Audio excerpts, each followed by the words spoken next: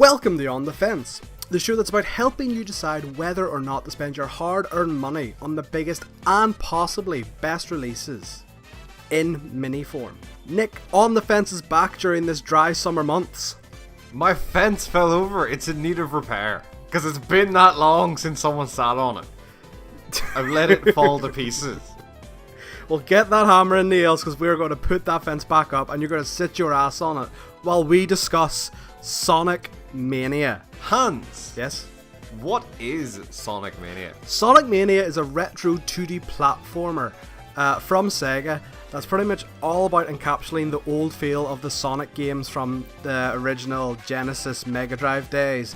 The reason they've kind of done that is to kind of win back some goodwill with the fans, because a lot of the 3D releases and such have kind of just shot. They've been poopy. They have shot all over the history. They have actually retroactively tainted the Sonic franchise. But in terms of capturing it as a retro platformer, like the old school games, it does that really, really well.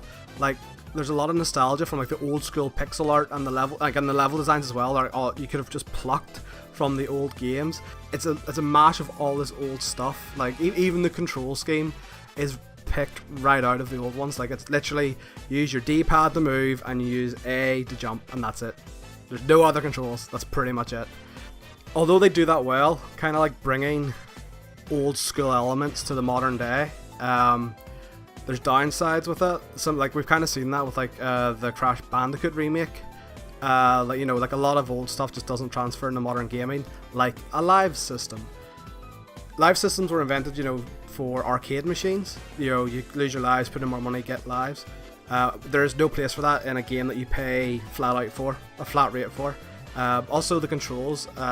Remember in the old Sonic games when you used to go upside down and you weren't sure whether to keep pushing the same direction or change the direction you're actually going? Yes. That's back. Oh, yes. So you'll be the minute you go upside down, you're like, oh, I'm changing a different direction now. I'll press this other button, which makes you stop and fall and die. So they do nail the nostalgia trip, but they bring some of the issues with it as well. So Hans, you've said this is an homage to the old Sonic games, but what have they done to the formula that kind of make this not just a port of some old Sonic game? They have gone above and beyond with everything they've added in. Now, the stuff that they've added, literally everything that they've added has helped the game for the better. Literally, like, I can't think of any new thing in it that damages the game. All the issues come from the older stuff. Like, the levels now flow directly into each other. So, you know, you finish the level in a Sonic game, then it tallies up your points, and it goes like da da da da da da da da da. Literally, yeah. From that point, the points drop down or like transition out, and you pick up the next level from where you're standing. Like, there's little to no transitions in between the levels, or in between the acts, in each zone. Speaking of that, each zone only has 2 acts now. Originally it was like Act 1, Act 2, then the boss. This cuts out the boss level because at the end of each act, there's a boss fight of itself. So you have a boss fight at the end of every act now. Which would seem frustrating, but the boss fights are probably the best thing about the game, because each boss fight seems different. Normally it's just dodge, jump up, hit him when he's weak. Repeat 3 times and then that's the fight over.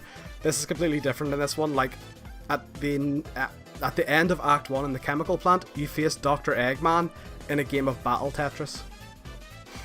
Like, it is straight up Battle Tetris. Like, you drop the pieces, you have to essentially make sure you don't fill up your screen before Eggman does, and that's the boss fight.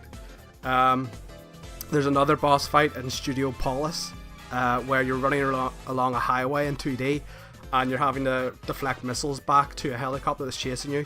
You know, these are all so different from the things that we're used to in Sonic, and because they've made them all so different, it doesn't feel like a chore. You enjoy the boss fights. Yeah, another thing they've added in is they have a loose narrative thread going throughout the game, which is, it's weird in a Sonic game because you don't really need it. But yeah, so what's happening is Dr. Eggman finds a new crystal. It might be a Chaos Emerald, it's not really discussed, and it kind of like explodes, and 5 of Dr. Eggman's egg bots this is the stupidest sentence I've ever said in my life. Get caught in the blast and they transform into special Power Ranger-esque looking motherfuckers.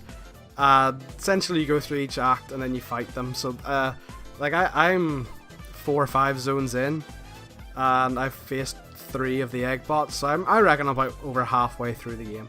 But yeah, no, and there's a bunch of different modes as well they add into replayability. Like there's time trial modes and 2-player challenge modes, and you can play as different characters, so you can go back and play the game as either Sonic and Tails together or separately, and Knuckles. So a lot of new stuff, but they're not massive changes, and I feel like that's the good way to go about it, because then you're not bastardizing it like they have in the past.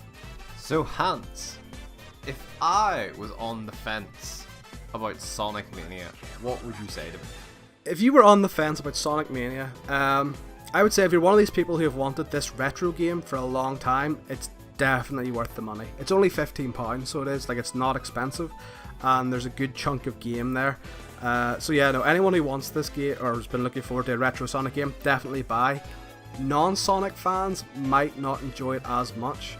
Like, there are better platformers out there for cheap, but we are in the dry season for video games at the minute, so, you know, why not buy it? You know, like I said, it's £15 and it'll knock out maybe a month of your time.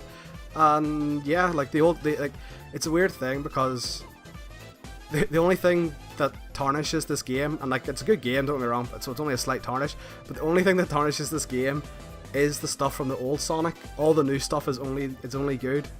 It's just the older stuff from the old generation that brings it down. But yes, that is Sonic Mania, currently available on Nintendo Switch, PS4 and Xbox One. Did you buy it on the Switch? I bought it on the Switch. How is it in handheld mode versus TV mode? I have not played it in handheld mode yet. Why do you own a Switch? But yeah, then it will also be available on PC at the end of August.